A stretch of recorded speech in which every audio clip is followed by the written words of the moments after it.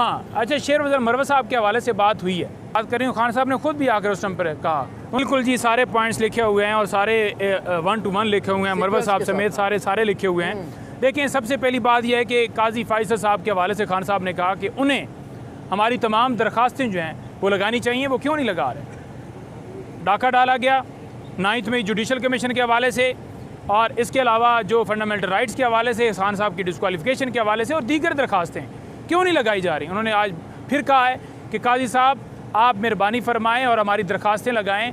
जो role Israel और वहाँ पर फ़लस्तीन के अंदर जो ये दूसरे ममालिक अदा कर रहे हैं, वो वाला रोल अदा ना करें कि मुल्क के अंदर जुल्म और जबर जारी रहा और उसके ऊपर भी खामोशी रखी गई। अभी भी वो दरख्वास्तें क्यों नहीं लगाई जा रही, जबकि एक पार्टी को उस 9 मई के चक्कर में मुकम्मल तौर पर डिरेल किया जा रहा है, मुकम्मल तौर पर कुचलने की कोशिश की जा रही है। नंबर 2 बात यह है कि खान साहब ने कहा है कि ECL में नाम डालें।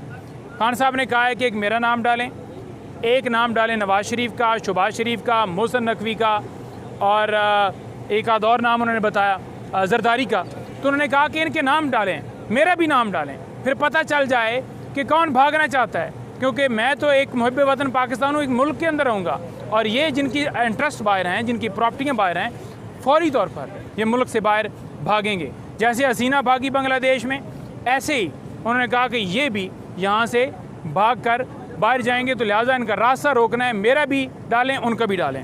फिर उन्होंने कहा कि जो लॉयर्स हैं, जो उनको आज हर्डल्स पेश आई, जैसे रास्ते में रोक के रखा, बारिश थी, लॉयर्स की यूनिफॉर्म सारी वेट हो गई, जो आज वहाँ पर सारा सलूक किया गया, जानबूझकर 1.5 घंटा बाहर खड़ा किया गया और ये कहा गया कि आपके वकील नहीं आए। तो खान साहब ने उस बारे में भी कहा कि आपने जाकर बात करें। खान साहब ने खुद भी आकर उस टाइम पर कहा, उन्होंने कहा कि ये रोस्टम पर आए, और उन्होंने खुद भी आकर कहा कि ये क्यों किया जा रहा है, क्यों ऐसा सलूक किया जा रहा है। तो उसके ऊपर जज साहब ने कहा कि ठीक है जी, आप कर लीजिए, जो है वो दरख्वास्त दे दीजिए या बुलाते हैं सुपरिटेंडेंट साहब को। और चौथी ये चीज़ है कि सेहत के हवाले से, देखिए खान साहब से मैंने पूछा है कि मैंने कहा जी आपकी सेहत कैसी है, तो खान साहब ने कहा कि मैं ठीक हूँ बिल्कुल अब, और जो मैंने कहा फूड पॉइजनिंग या जो आपका स्टोमिक प्रॉब्लम कर रहा था, अब तो नहीं है कोई ऐसा। तो उन्होंने कहा कि नहीं अब ऐसा नहीं है, लेकिन हमने मेडिकल चेकअप के हवाले से दरख्वास्त दी है जो कि अलाउड हो गई है, और अदालत ने अलाउड करते हुए जो हमने पहले इस्तदा की थी कि 15 दिन के बाद उनका चेकअप किया जाए, तो वो नहीं करवाया जा रहा था। अदालत ने जब हुक्म दिया तो हमने सुपरिटेंडेंट अडयाला जेल को दे दिया है, तो अब उसके अंदर जो टाइम होगा उसके मुताबिक करवाया जाएगा। अच्छा, अब मैं बात करता हूँ शेर अफजल मरवत के हवाले। ओके, क्या फैसला? हाँ अच्छा, शेर अफजल मरवत साहब के हवाले से बात हुई है। पहली बात तो ये है कि हमने हमेशा कहा कि मरवत साहब ने जो है वो एक मुश्किल वक्त में बहुत काम किया, निकले, लोगों को निकाला, जलसे किए, जुलूस किए। उनकी सर्विसेज के बारे में कभी भी कोई डिनाई नहीं करता, कभी भी उनके सर्विसेज के बारे में ये नहीं कहता कि उनकी सर्विसेज नहीं है। नंबर 1 बात। नंबर 2 बात यह है कि खान साहब की जो उनको हदायत थी कि आप कोई फॉर एग्जांपल अपने रहनुमाओं के ऊपर बयान ना दें, वो खान साहब खुद भी बारहा कह चुके हैं। तो डेफिनेटली वो सारी सूरत हाल चलती रही, और वो एक कमेटी बनाई गई। कमेटी जो है उसने एक नोटिफिकेशन निकाला, वो नोटिफिकेशन के ऊपर आपने बैरिस्टर गौर साहब का भी देखा, बाकियों के भी बयान देखे, जिसके अंदर टर्मिनेशन के हवाले से जिक्र था।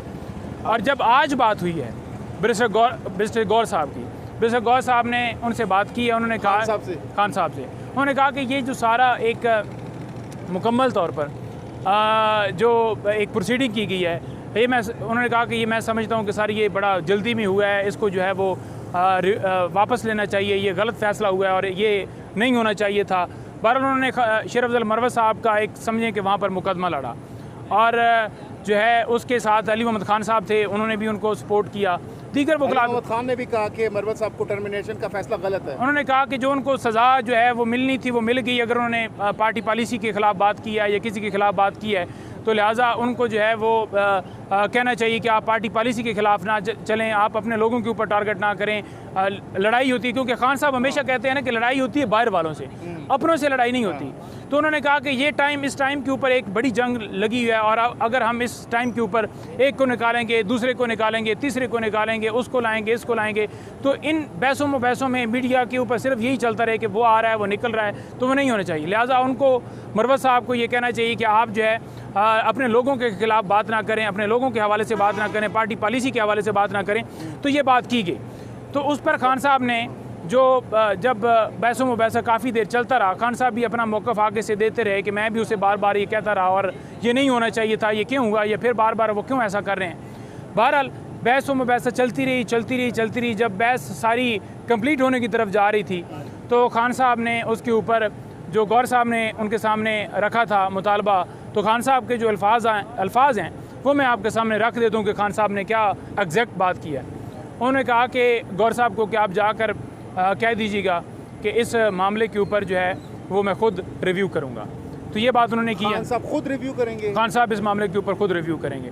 तो उन्होंने रिव्यू की बात की है, जो मैंने आपके सामने अभी मेरे ख्याल में ट्वीट्स भी चल रहे हैं, जो आपने मुझे बताया कि ट्वीट्स चल रहे हैं लोग, और गौर साहब ने भी कहीं स्टेटमेंट डेफिनेटली कहीं ना कहीं उन्होंने बात की, और गौर साहब ने खुद ही फिर जो कहा कि जो खान साहब ने बात की है वो डेफिनेटली जाकर उस हिसाब से बता दी जाए, और ये की दिया। यानी आपकी बातों से मैं ये अखज़ करूं कि जो नोटिफिकेशन आया था वो इस वक्त सेट असाइड कर दिया गया और खान साहब अब खुद रिव्यू करेंगे बजाते खुद पर्सनली, और उसके बाद फैसला करेंगे? नहीं, देखें, मैंने आपको जो एग्जैक्ट वर्ड्स हैं ना वो आपको बताए हैं। अब सेट असाइड का भी नहीं जिक्र हुआ, बाकी भी नहीं जिक्र हुआ, कोई और चीज़ का भी नहीं जिक्र हुआ, कोई मुलाकात का भी जिक्र नहीं हुआ, कोई ऐसी चीज़ नहीं हुई। जो एग्जैक्ट वर्ड्स हैं ना, जो सारी बहस हुई, और बहस के दरमियान जो वर्ड्स खान साहब की तरफ से थे कि आप जाकर बात कीजिएगा कि मैं सारे मामले को खुद जो है वो रिव्यू करूँगा और मैं खुद इसको रिव्यू करूँगा। तो ये उन्होंने बात की है।